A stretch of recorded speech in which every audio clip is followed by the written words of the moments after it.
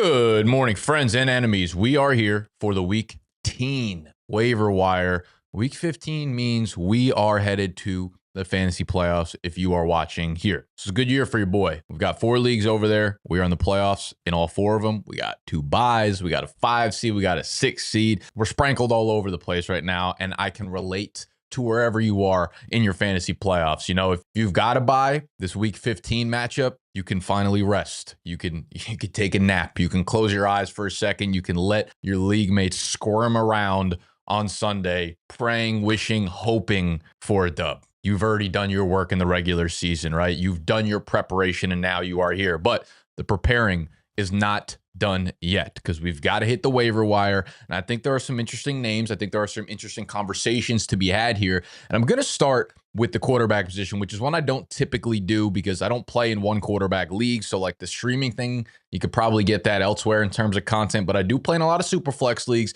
and there are a lot of players affected by some of the quarterback situations around the league right now. We're going to start off with what's going on in Indianapolis because Daniel Jones is out with the ruptured Achilles. Obviously, he will not be back this season. And, you know, as I actually mentioned in yesterday's streaming video, I said, you know, if I was in a dynasty league, I would go try to shoot off a second for Daniel Jones to see if you can get that done. I actually completed a trade this morning for Daniel Jones in a dynasty league. So I have like Lamar, I have Baker Mayfield, but I don't have a really solid QB3. Like I have Geno Smith, but I'm not confident that he'll have a job next year. So what I ended up doing was sending that second for Daniel Jones. The trade was not accepted on the spot, but there was a counter in which I gave up my 2026 second, 2027 second, but I also got a 2026 third in return for Daniel Jones. So basically, I was giving up my 2027 second and then swapping my second and third for this year's draft. I'm in the playoffs. I have the bye. So that at best, that second's going to be like the 209 or the 210.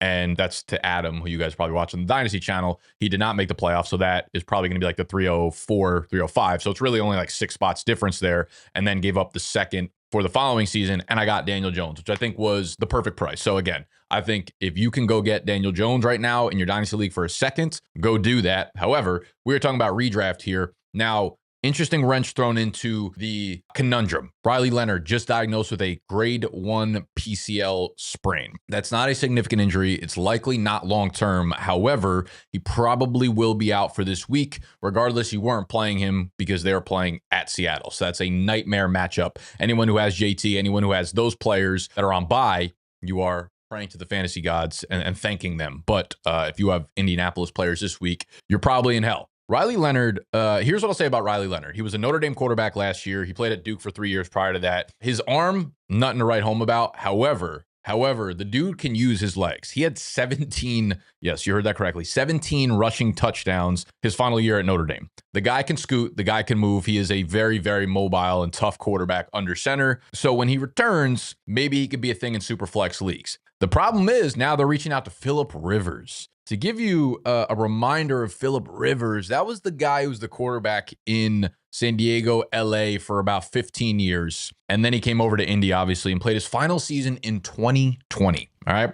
So Phillip Rivers hasn't stepped on an NFL field since 2020. This is going to be a 5-year layoff if they sign him. Now, apparently he had his workout last night, Monday night, looked okay. Arm was okay. So it looks like it's progressing and trending towards them signing him.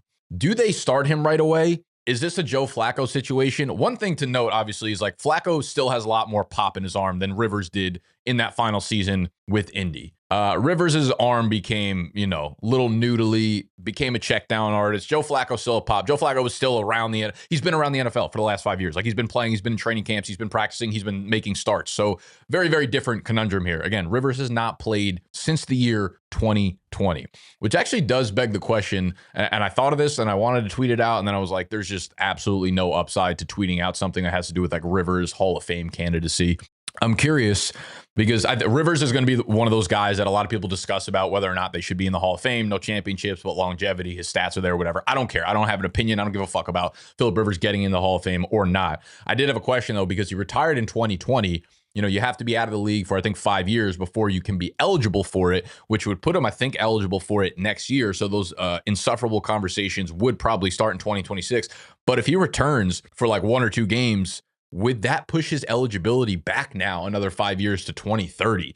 That's what you got to ask yourself. And by then, I actually think that hurts his case, because the case that he will have made for himself will be the longevity and the stats, not winning championships, not winning any of those things, because he didn't do that. No MVP awards. But another 5 years, all that will do will put a lot of these guys who are racking up stats right now above Rivers. So I think his case actually gets weakened if this were to happen. I don't know why I'm on this tangent. I'm sorry. Like, this has nothing to fucking do with your week 15 waiver wire.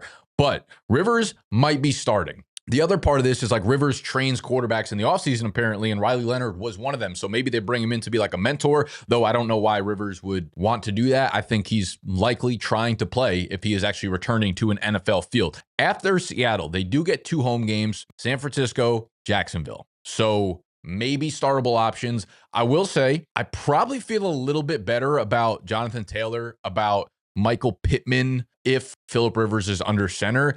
Alec Pierce feels like the odd man out here because he capitalizes so heavily on deep passes, accurate deep passes outside the hashes. And I don't really feel confident that Riley Leonard or Phillip Rivers are able to do that. All of that being said, this is one huge fuckfest here between Rivers and Riley Leonard, where if Leonard gets starts, I think he's like a streamable QB2 in super flex leagues if you're desperate. I kind of think that's the same with Rivers. Like, I don't imagine Rivers has much statistical upside here, but I do think Rivers probably gives Jonathan Taylor a little bit more stability. I think he probably gives those check down guys a little bit more stability. I know people are going to be making the point of like, oh, look what Michael Pittman did with Riley Leonard under center. Guys, Jacksonville was up by like 2-3 touchdowns at that point. They were just playing cover 4 defense. They're like, just don't beat us deep. Here's all the checkdowns that you want. You know, a la carte, do whatever you want over the 5-10 yards in this part of the field. So yeah, I don't think that's necessarily projectable of what the target share is or what's going to happen going forward with Riley Leonard on a quarterback if he is. But again, he's dealing with the PCL sprain, and we need to move on. I don't even think I had a fucking point here. The other streamers I like this week, CJ Stroud goes against Arizona, just got absolutely ripped up by Matthew Stafford. He's got the full strength of his weapons. Love that matchup for him. Tyler Shuck has been kind of going crazy the last 3 or 4 weeks. He scored over 17 fantasy points in 3 of the last 4 weeks. Obviously showed that he could use his legs. They get a ridiculous slate of matchups going forward too. I mean, he's done it against bad defenses, but he continues to get bad defenses. He gets Carolina and the New York Jets at home over the next 2 weeks before getting Tennessee in the fantasy championship matchup. So definitely go get him. And then Shedeur Sanders had a massive game in week 14, gets a game at Chicago. So not a terrible matchup. Chicago, Buffalo, Pittsburgh. I don't really feel great about any of those. So I'm probably not starting Shedeur Sanders if I don't have to.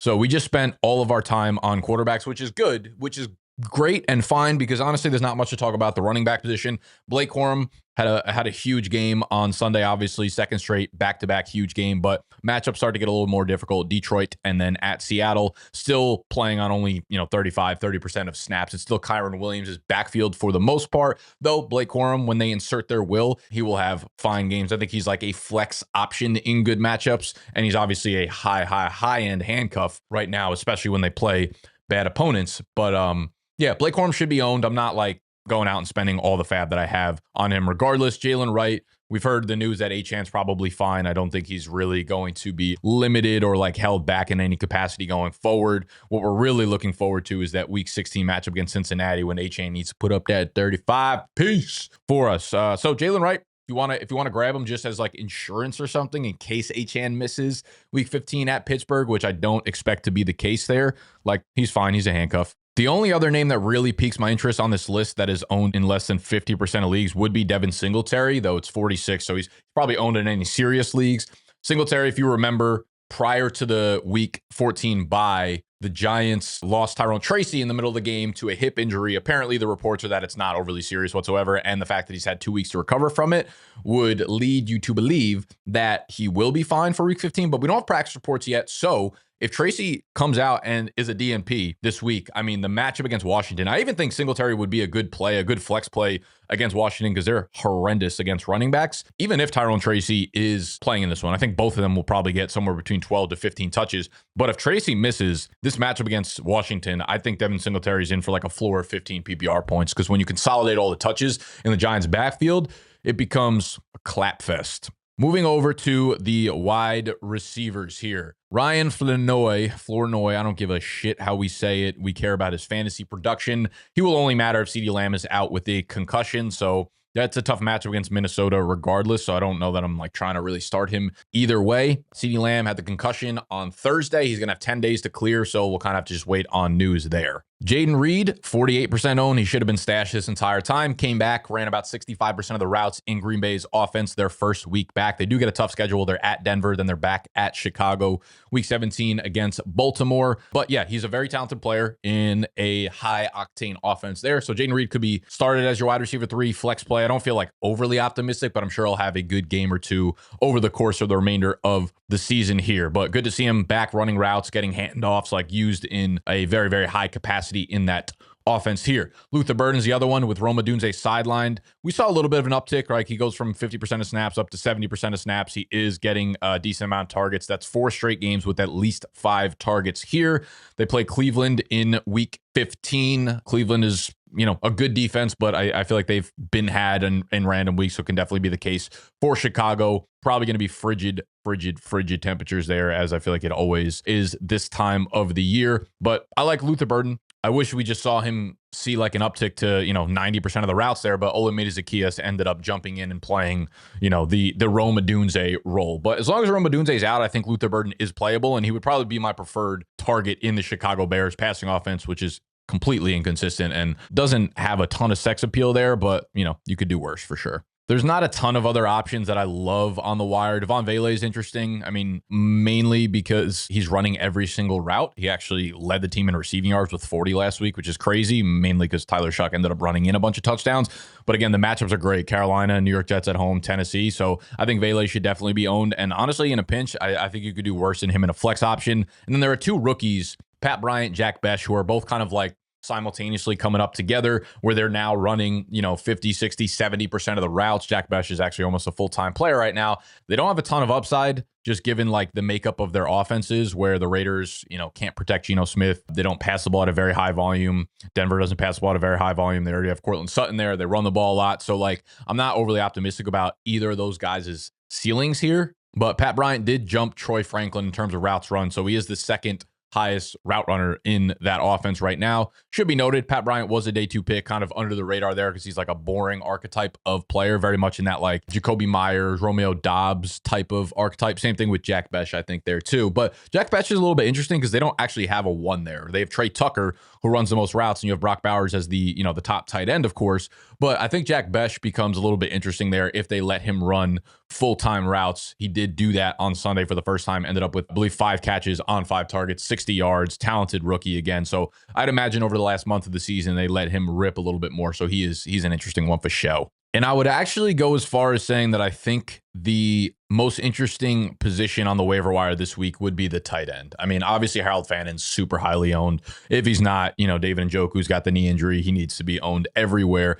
Gesicki becomes really interesting because Mike Gesicki is now going to step up with T. Higgins likely out. So T. Higgins suffers his second concussion in basically 2 or 3 weeks, and honestly might have suffered like 3 concussions in that game alone. So maybe his 4th concussion in 2 weeks because they're not playing for anything, because he's in the protocol for the second time in that many weeks. I would put that at a 95 to 99% chance that he is now put on IR and shut down for the remainder of the fantasy season for you there. So sorry, T. Higgins, but you are no longer going to be in lineups. And we've seen historically when either T. Higgins or Jamar Chase are out, Mike Gesicki gets a huge boost in playing time and production and targets and volume. He essentially becomes like the slot wide receiver for the Cincinnati Bengals. The one wrench that's kind of been thrown in here in this equation is the Cincinnati Bengals now have Noah Fant, who is running a decent amount of routes. And that happened on Sunday. Mike Gesicki was still under 50% of the routes run for the team. Did end up having a big day, actually performed really, really well. 6 for 86, touchdown, had that nice one-handed catch, all that kind of good stuff, but still expect him to see a very expanded role here.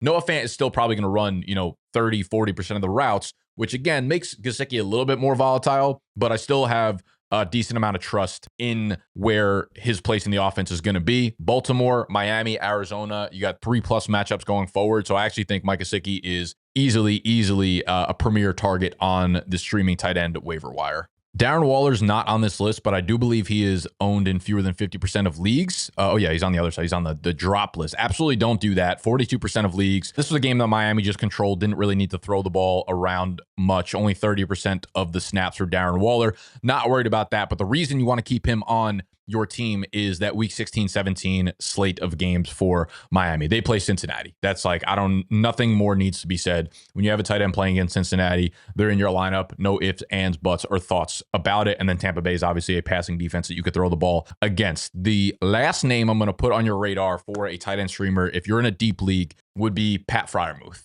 He's had basically one good week, and it was against Cincinnati Bengals. However, Darnell Washington is in the concussion protocol, and if he misses their week 16 game against Miami at home, that's something I'd be interested in for Pat Freiermuth, right? Like, you know, the passing games, whatever, in Pittsburgh. But if you consolidate the tight end targets and the production there between just one or two guys, it becomes a little bit more appealing there. So if Darnell Washington is out, I do expect Pat Freiermuth to run, 70, 80% of the routes. Johnny Smith is just like a fake toy gadget at this point that doesn't really get involved in the offense. So I expect Pat Freiermuth to actually have a pretty nice floor here. And I think you could stream him if you are desperate and, you're deciding between him and Colby Parkinson and Ben Sinnott. Like, definitely would go Pat Freiermuth in that area.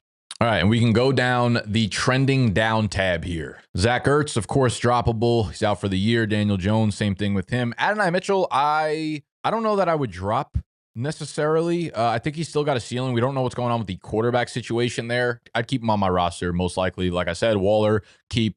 Wilson's just a handcuff to Josh Jacobs at this point, so keep him if you want to.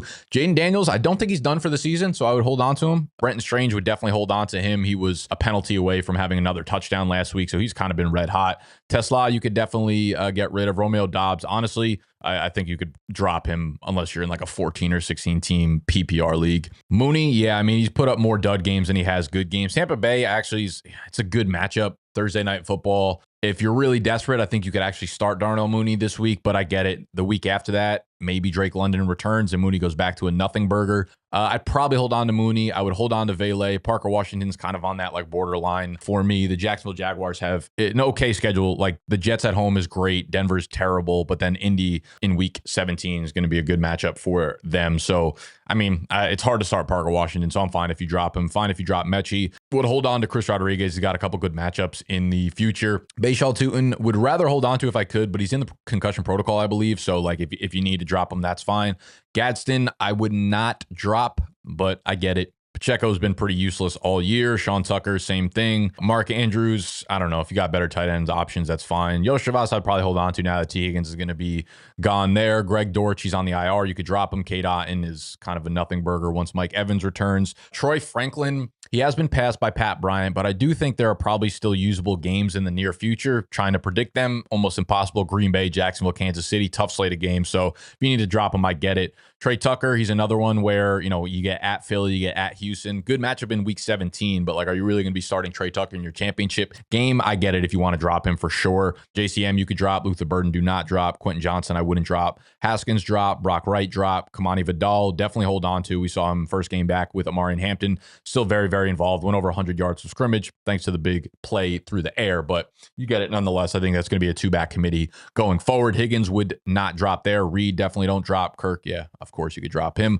Malik Davis, definitely droppable. Devin Singletary would hold on to. Evan Ingram, droppable. Kamara, I would hold on to until we see practice reports this week. I still am holding out hope that he returns. I think he does return. DJ Moore, he stinks, man. I will say, though, it kind of feels a little bit like Adonai Mitchell, where like with the number one receiver likely out for multiple weeks, like DJ Moore will have his weeks. You know what I mean? Like he's running 90% of the routes and consistency level like near zero. But I think like if I'm deciding between him and like a Trey Tucker, I would go him just based on the fact that Roma Dunze is out. Ramondre Stevenson, yeah, I think that's a split backfield between him and Travion. So I would hold on to Ramondre. Ricky P is another guy that I would hold on to. I do think if any pass catcher in that offense gets hurt, that schedule down the stretch, Tennessee, Indy, Chicago, is great. And I think he would see a huge uptick in targets to be like the number one waiver wire ad if something happened to Juwan or George Kittle or anything like that. So I will leave you at that. As always, the waiver wire rankings, if you want exact fab suggestions, if you want the rankings of these players in order, etc., that is available on bdge.co if you become a big dog member. I love y'all. I'll see you tomorrow for the running back rankings video, bright and early. Good luck in week 15. Smoochies.